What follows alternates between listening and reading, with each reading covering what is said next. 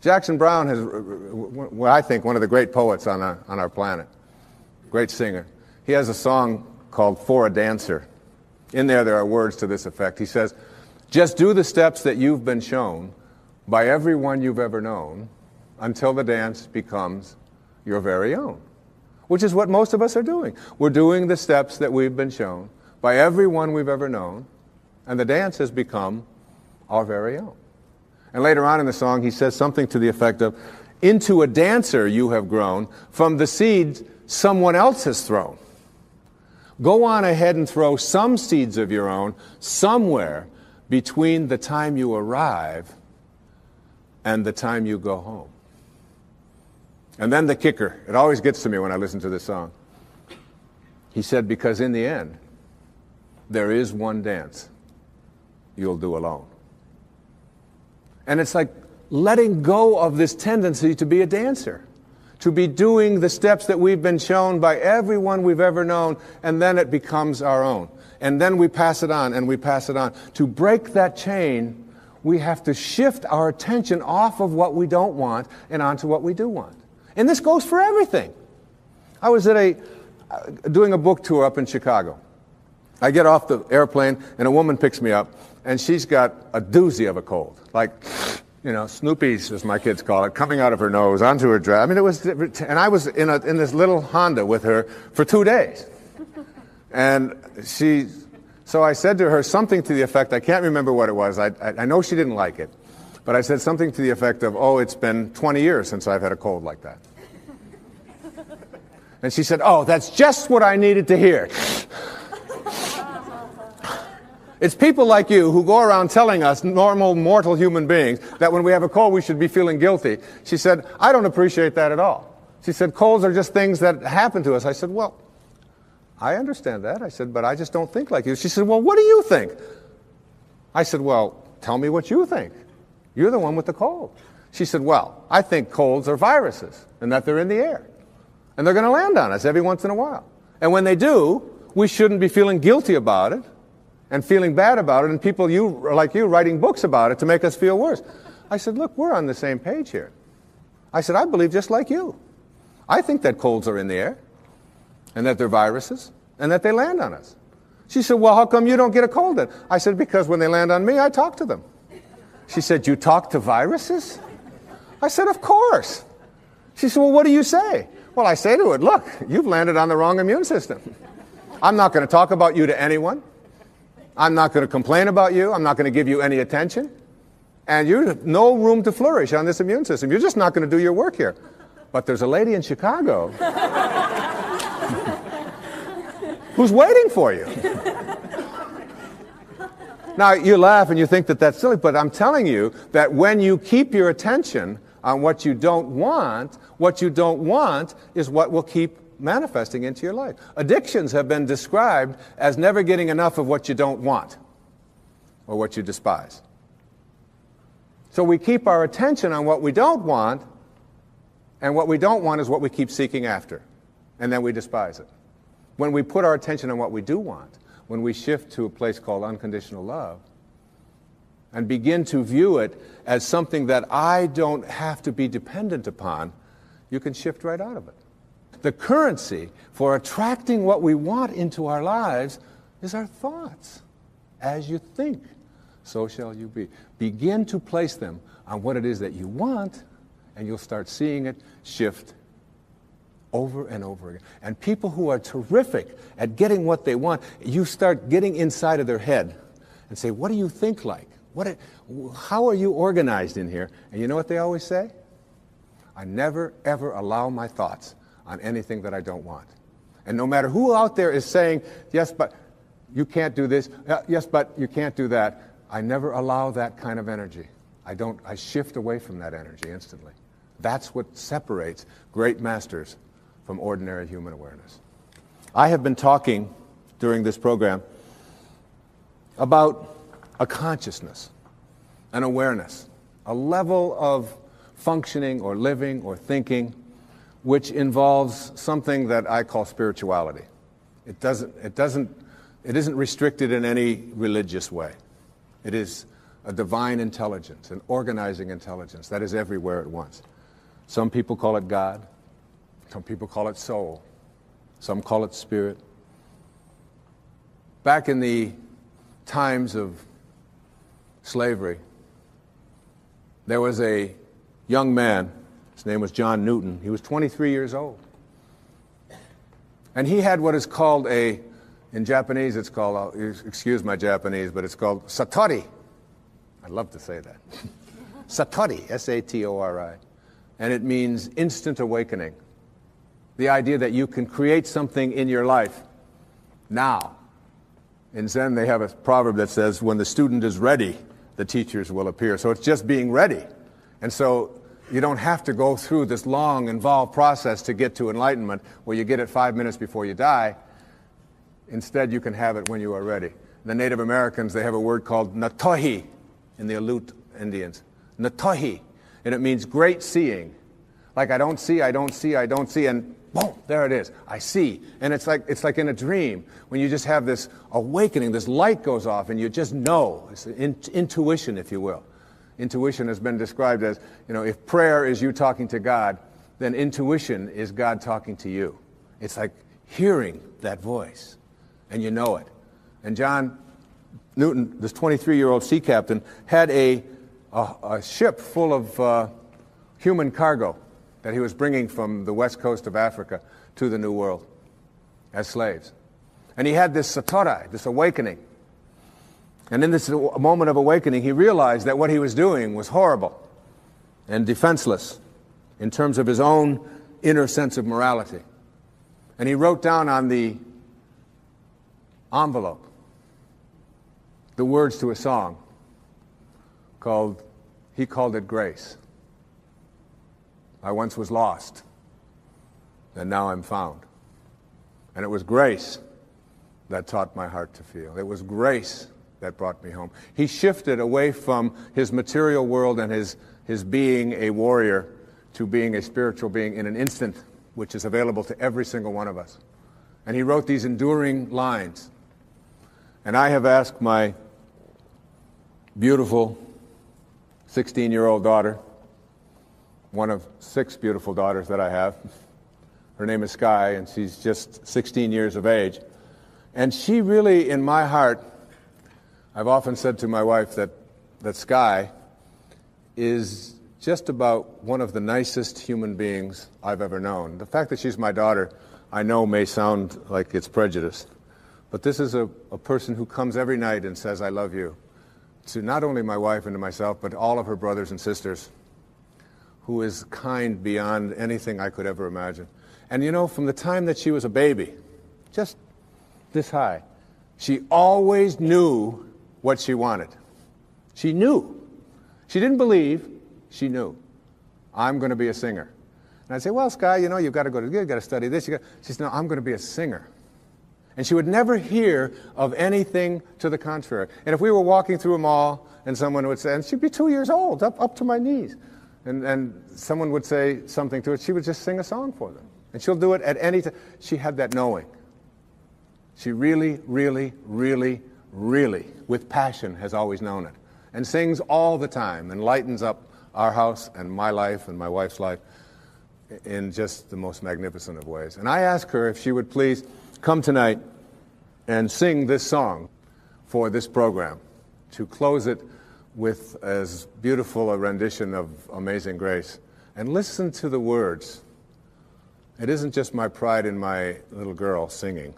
It's the message of finding yourself and reaching that higher level. So, ladies and gentlemen, my beautiful daughter, Sky Dyer, singing Amazing Grace. Oh, I missed that. No, you didn't. Okay. That was beautiful. My wife, I once was lost, and now I'm found. The message of that song is the message of this program. You'll get rid of the snares of your life. You'll let go of all of the things that keep you from reaching that exalted level of spiritual awareness. And you'll find yourself coming home. And when I say coming home, I mean returning to your source. Not the ego, which believes you're separate from it, but your sacred, highest self, which knows. God bless you, and thank you for watching. Don Juan, in his training, in his early training, Don Juan Matus, in his earliest training, had to dress as a woman for 2 years and disguise himself as a woman and never, ever be found out. If he was ever found out, he had to start the 2 years over. Just to prove that he had the capacity to disguise himself. Just to have that energy of being able to be male or female. To know that that's not something that's separate from you, but that you have that. This ability to have someone come at you that you don't want to see you and to make yourself invisible to them through the use of your energy body. These are all things that we think, oh, come on, we can't do that. Where are you coming off with that stuff? You're cookie thieves. Because you're stuck in believing there's only one dimension of reality, and it is the reality that your senses process and perceive. And you don't understand yet that there are other dimensions of reality, and you can at least peer into them. And if you want to do more than just peer into them, you can wander into them. Your life here is like being in one room in a house that has 1,000 rooms. And you show up in this one room called daily awareness. And you live in this room. The door opens at your conception and it closes at your death. And you live in this room and you try to figure out a way into the other 999 rooms that constitute potential human awareness. But you can't get in them. Because you're always pushing and pushing and pushing on the walls and looking for an exit out of this dimension that's out there. Somehow this pushing process doesn't work and you just keep pushing against these walls. And then you have the insight, the awareness, and you step back and finally you realize that the doorway out of the limitations of daily awareness opens inward. You step back and you allow the door to open and you walk right through. And as you walk through, you begin to see the ability to manifest, the ability to manage the coincidences of your life, the ability to place your attention on prosperity, on healing, on unconditional love, on kindness, on divine relationships. And you see that energy not just as something that is static and stagnant, but as something that is alive and flowing and moving and connecting everything to everything. It is said that when a butterfly just moves its wings off the coast of the United States, it flutters the breezes and the leaves on the islands of Japan. The connection is that subtle.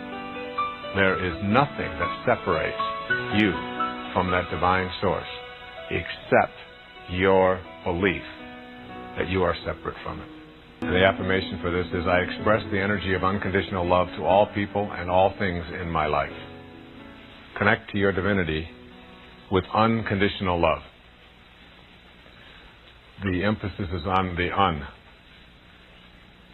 There are no conditions. That the force that we're speaking about here in this program is the force of love. Another word for God is love. Another word for this divine energy, this universal intelligence, is love. Love is the glue that holds everything together. It's the energy within every cell that allows it to stay in place. If you take an electron microscope and you artificially begin to manipulate the electrons inside of an atom, and you align a certain number of them, when you reach a certain critical mass number, 1/3, 1/10, whatever that number might be, all of a sudden, all the rest of those electrons within that atom automatically align. They just line up with each other. That force, when you reach a critical mass within an electron, within a subatomic particle, within a molecule, within an atom, within each and every one of us, is this force that Pierre Teilhard de Chardin of Chardin said is the glue that holds everything together in the universe. And being able to do your manifesting requires this kind of commitment to this.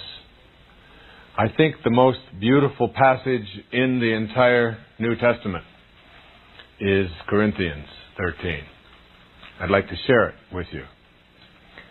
It's something that I read every day. I use it in my talks most of the time.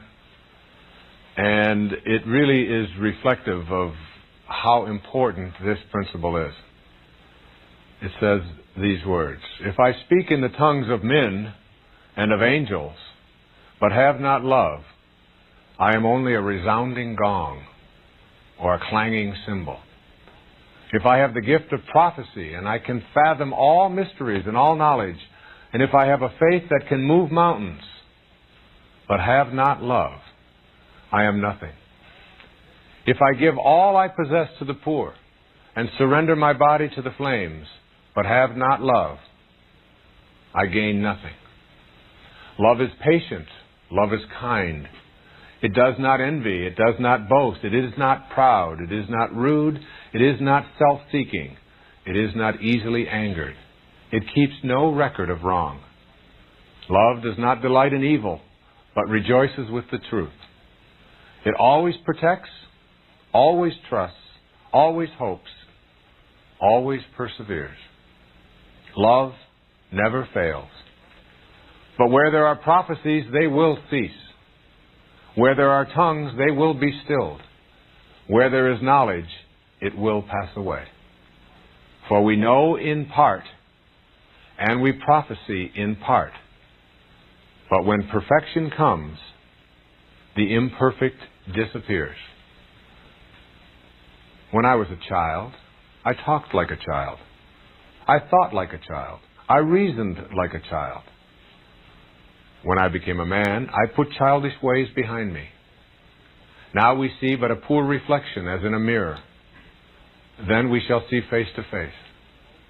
Now I know in part. Then I shall know fully, even as I am fully known. And now these three remain: faith, hope, and love. But the greatest of these is love. It seemed to me, as I was writing Manifest Your Destiny and as I was preparing myself for this program, that it would be impossible to not include the necessity of experiencing unconditional love, even if you just did it for a day, in order to be able to understand its relationship to manifesting. You see, the force that is universal, the force that is divine, the force that we call universal intelligence, the God force that is in all things, is love. Which means that you, when you remove yourself from love, remove yourself from the God force, from God, from this divine energy. So that thoughts that you have that take you away from love, thoughts of judgment, remember, it does not judge. It does not keep record of wrongs. It bears no anger, no hatred. This is a very tough thing for those of us who are rooted in the physical domain. To begin to practice this idea of living unconditional love in our lives. It requires removing judgment from ourselves. The thing that is the source of most difficulties in most relationships is this statement that if only you were more like me, then we would be getting along a whole lot better right now. See, if what you think about is what expands, and what you're thinking about is what's missing or what's wrong or what you don't like or what is evil or what is bad in another person, then the relationship has to take that tack, that road, that path. It has to. Because what you think about is what expands. As you think, so shall you be. If you're thinking about what you don't like, then what you don't like is what will expand. So it really requires, if you want to be able to manifest love in your life, or loving relationships in your life, or peace in your life, you have to shift your thoughts to unconditional love.